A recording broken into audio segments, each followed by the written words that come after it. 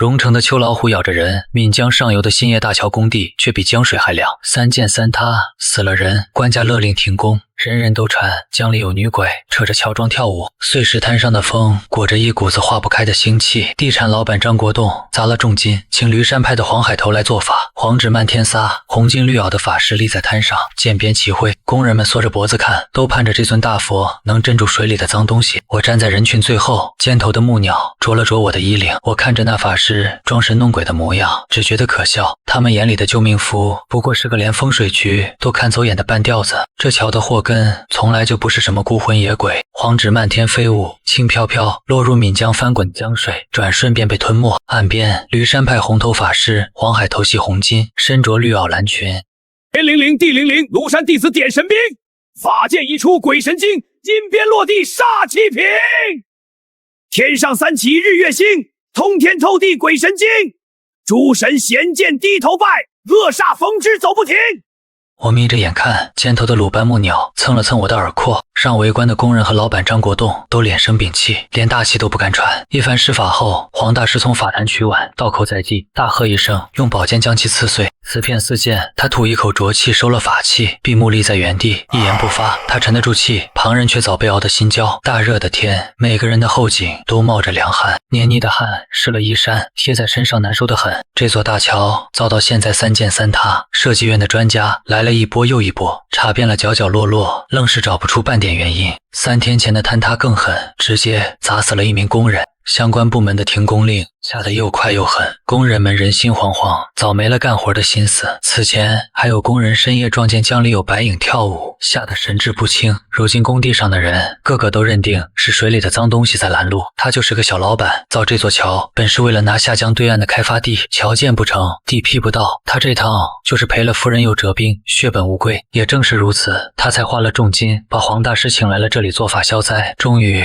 黄大师睁眼，抬手捋了捋下巴上的胡须，语出惊人：闹事的不是孤魂野鬼，真正出问题的是咱们脚底下的这块地。他抬手指着脚下的碎石滩，直言此地是聚阴之所，修桥后桥岸水形成火形煞，水火不相容，桥自然压不住，还主血光之灾，继续修下去必死更多人。张国栋的脸瞬间白了，整个人像是被抽走了骨头，瞬间陷入绝境。造桥的位置是官家定的，改不了，桥已经修了一半，现在重修成本高到他根本承担不起，往前走是死，往后退也是死。正当他绝望之际，黄大师话锋一转，也并非没有解决的办法。他凑近张国栋，低声指点，让张国栋在第3根桥墩下埋一尊玄武石像，煮水的神兽便能镇压火形煞，工程定能顺顺利利。张国栋的脸上瞬间爬满喜色，喜上眉梢，对着黄大师连连作揖，感恩戴德，恨不得当场跪下去磕头。可就在这时，人群中突然飘来一道清亮的声音，出问题的不是火形煞，是这根桥墩。我站在人群边缘，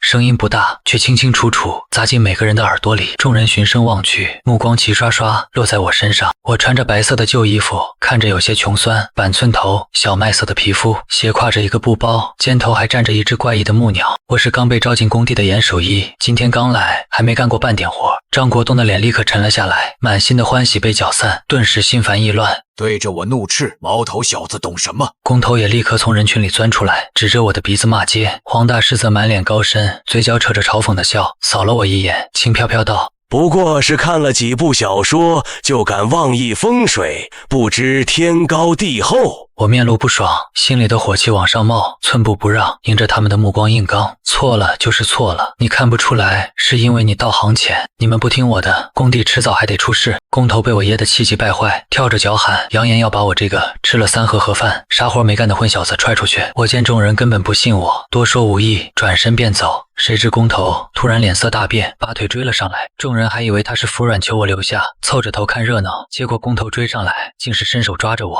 要讨回那3盒盒饭的钱。我涨红了脸，又气又窘，慌忙把盒饭撇在地上，转身就跑。工头还站在原地，对着我的背影骂骂咧咧，声音顺着风飘过来，难听至极。经此一闹，工地上的众人虽有黄大师打包票，说定能镇住灾祸，可心里还是忍不住犯嘀咕，生出了疑虑。看那第3根桥墩的眼神，都带着几分忌弹。张国栋连忙站出来安抚众人，称玄武石像已经在路上，今晚就埋下去，明早便可开工施工，绝不会耽误工期。黄大师也搬出了驴山派掌门师伯的身份，拍着胸脯保证，让众人只管信他，别被一个毛头小子的胡言乱语搅了心神。这番话终于稳住了人心，工人们互相安慰着，纷纷开始行动，忙着准备埋石像的事。碎石滩上又恢复了喧闹。我走出工地，边走边回头望着那座半截的大桥，轻轻叹气。我对着空气念叨：爷爷啊，您让我多行善事，我是想听您的话，但好言难劝该死的鬼，他们不信，我也没有办法喽。话音刚落，身后突然传来一阵急促的脚步声，一名瘦黑的工人追了上来，扯着嗓子喊住了我。我第一反应就是捂住斜挎的布包，心里咯噔一下，以为是工头派来的人来讨盒饭的后续，谁知那工人连连摆手，脸上带着几分窘迫，看着不像是来找茬的。这名工人是30出头的吴玉春，个子不高，皮肤黝黑，身上的工装沾着泥点。他挠着后脑勺，眼眶泛红，眼中满是悲伤，对着我道出了缘由。工地前几天惨死的工人是他亲弟弟，他弟弟一人在桥上干活，桥塌后弟弟直接跌进了江里，尸骨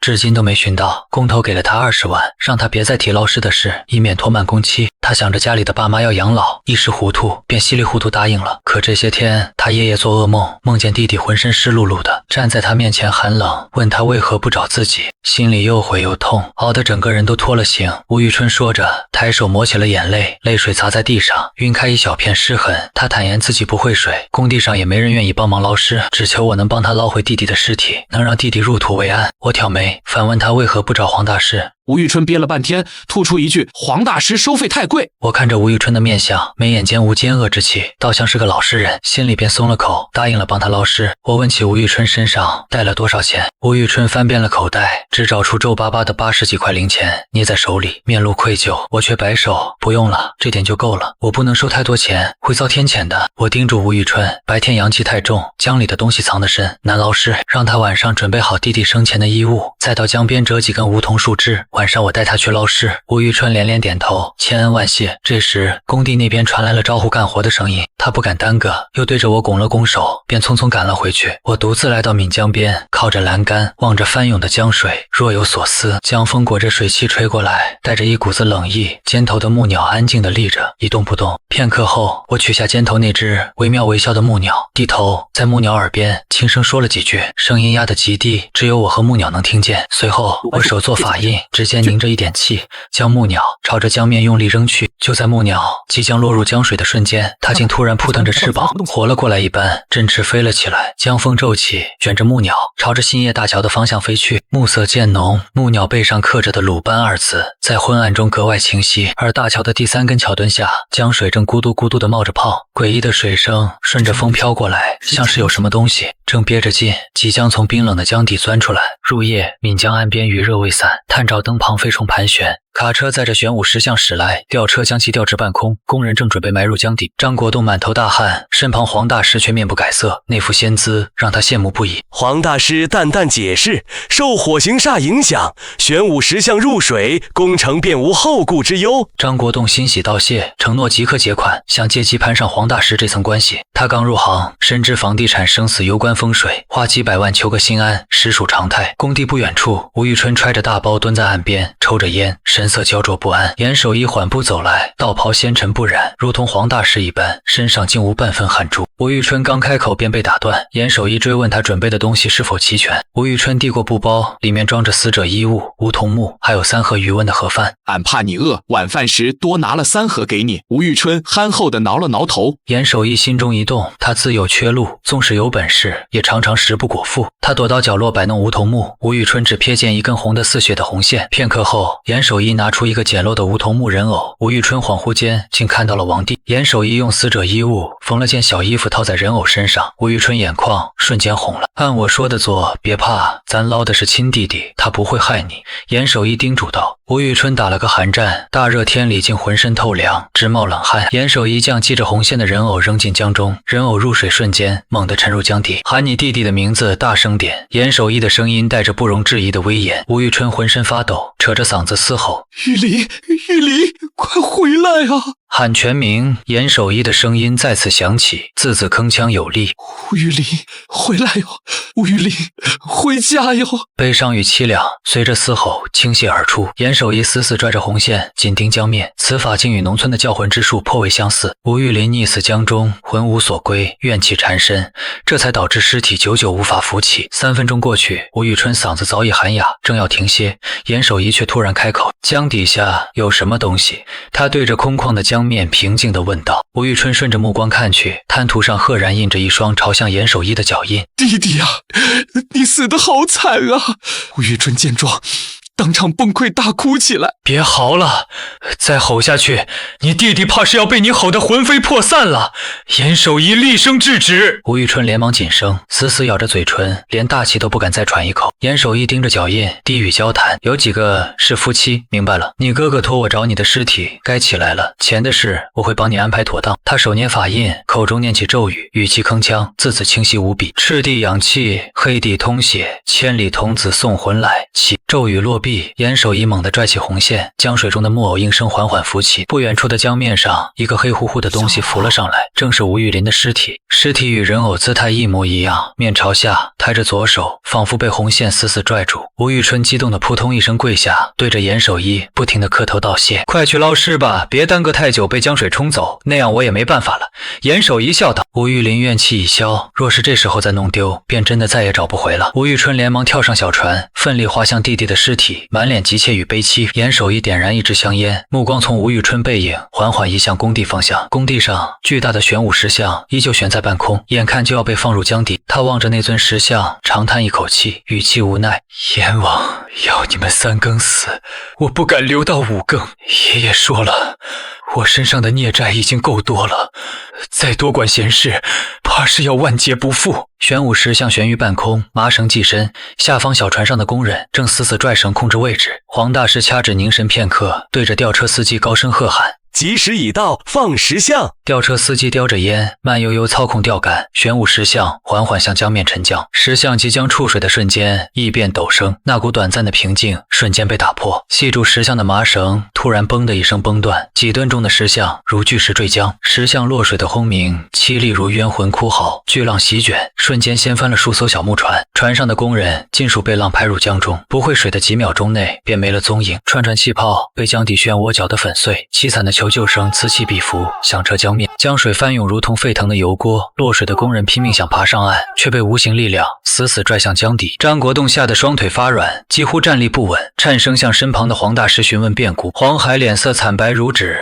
连连后退，嘴里反复喃喃自语：“不该这样的。”他明明算准火刑煞可被镇压，如今却不仅没镇住，反倒引来了灭顶之灾。严守一突然出现在2人身后，厉声呵斥：“还愣着干什么？快救人！”张国栋如梦初醒，嘶吼着组织剩余的工人下水，展开紧急救援。黄海回头看到严守一，脑中猛然闪过白天对方的警告。出问题的是乔敦。你到底知道些什么？黄海心急如焚，急切地向严守一发问。严守一双手负背，目光死死锁着翻涌的江面，连眼角都未曾看他一眼。黄海醒悟失了礼数，连忙躬身行礼，低声下气地哀求对方指点：“种什么因得什么果，这是你自己惹下的孽，怪不得别人。”严守一淡淡开口，他直言有些人命该绝于此，若是下午黄海肯听劝，这些工人便不会遇难。黄海呼吸一滞，心中大震，追问严守一当时为何不坚持劝阻。我若强行干预，这笔孽障便会算在我头上，轻则大病，重则折损寿命。严守一嘴角勾起一抹鄙夷的笑意，黄海顿时哑口无言，呆立当场。黄海额头冒出密密麻麻的冷汗，深知这场大祸是工人与自己的死结。他自作聪明，不仅败光了前半生机的功德，更是损了阴德，未来难善终。驴山派虽不及龙虎茅山，却也是道教同门，逆天改命必遭天谴的道理他懂。黄海后知后觉，严守一下午开口，本是想帮他渡劫，可惜一切都太迟了。他扑通一声跪倒在地，对着严守一连连磕头，哀求救救那些无辜工人。严守一瞥了他一眼，轻叹一声，终究还是答应出手镇压江底的脏东西。其他人能不能活，就看他们自己的造化了。碍于一些原因，我帮不了太多。黄海感激涕零，连忙掏出身上所有法宝，恭敬奉上，让严守一随意取用。可那些杂牌法宝在严守一眼中不过是废铜烂铁，根本不屑一顾。正此时，吴玉春带着弟弟吴玉林的尸体划船回来，见工人落水，急忙施救，好不容易救起几个工人，可他们一看到船上的泡烂尸体，吓得纷纷跳回江中。吴玉春手足无措，正不知如何是好时，听到严守一呼喊，便划船靠岸，带我校第3根桥墩去。严守一踏上船，语气不容置疑，不容拒绝。黄海提袍跟上，恳求同去，心中以为能见识严守一的非凡本事。严守一转念答应，可黄海上船后，迎上严守一那怪异的目光，心头忽然一阵悔意。吴玉春奋力划着船，朝着离岸边40多米远的第3根桥墩疾驰而去。黄海这时才注意到船上的尸体，瞬间认出这是前几天溺死的工人吴玉林。吴玉林在水里泡了3天，尸体肿大变形，嘴唇眼皮被鱼啃食殆尽，狰狞可怖。黄海看得出神，尸体突然猛地张开嘴，吐出一大把乌黑黏腻的头发。黄海吓得魂飞魄散，差点纵身跳江。他见惯尸体，却从未见过这般诈尸。万幸吴玉春忙着划船，并未看到这惊悚的一幕。严守一随手一掌拍在尸体的天门上，尸体剧烈颤抖后重新瘫软下去。这是怎么回事？黄海脸色惨白，声音发颤地询问缘由。这团头发是死者最后的怨气。严守一平静道：玄武石像镇得住火行煞，却镇不住江底的东西。船驶离岸边20多米，突然一道2米多高的巨浪轰然砸来。黄海清清楚楚地在浪头里看到了好几张扭曲狰狞、面目可憎的人脸。黄大师，该你出手了！严守一厉声喝道，目光锐利如刀。黄海脸色骤变，急声辩解：我只会看风水，根本不会驱鬼呀！用不着你驱鬼。严守一微微一笑，突然取出一张黄符，啪地贴在他后脑勺，紧接着猛地将黄海整个人狠狠按进了江水中。黄海疯狂挣扎，却被严守一按得纹丝不动。片刻后肺里缺氧，开始强行吸入江水。古怪的是，那些江水并非他主动吸入，反倒像是有生命般硬生生钻进口鼻。就在黄海痛苦到极致、濒临窒息之际，严守一猛地将他拽回船上。吐！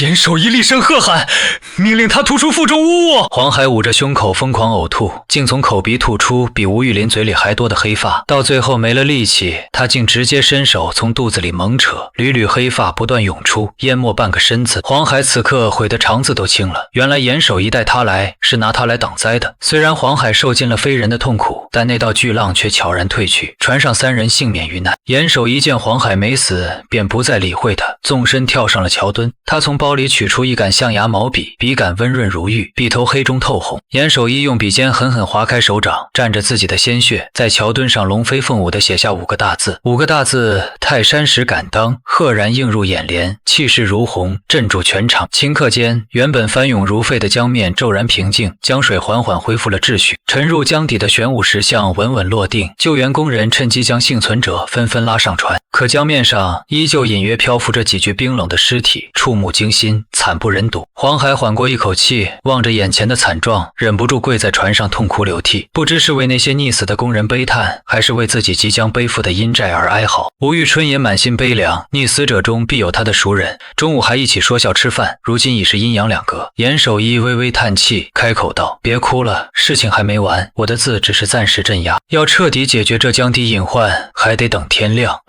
话说回来，没人教过你晚上遇河不渡吗？他转头看向黄海，语气带着一丝嘲讽：大半夜在江面放石像，是嫌底下的东西不够猛吗？你师傅若是知道你就这点半桶水的本事，怕是气得从棺材里跳出来揍你。下半夜造桥工地出了祸事，3名工人淹死，尸体都捞上来了。我看着岸边的张国栋，他浑身湿透，脸色惨白，满心怕因事故蹲大牢。他突然扯着嗓子喊：黄海呢？黄海真呢？这事是黄海指使，他想让黄海担责。黄海垂头丧气跟在我身后走到他面前，张国栋一拳打得黄海满脸是血。往日的尊敬全成恨，张国栋怒吼：死了这么多人，你叫我怎么办？黄海沉着脸说：是我瞎了眼，我愿意承担一切后果，不管赔钱还是别的。他心里清楚，这辈子赚的钱，今天怕是都要尽数吐出来了。张国栋冷笑道：钱你赔得了，命你赔得了吗？我何言面对工人家属。黄海抹了把脸上的血，指着我说：多亏这位小兄弟出手，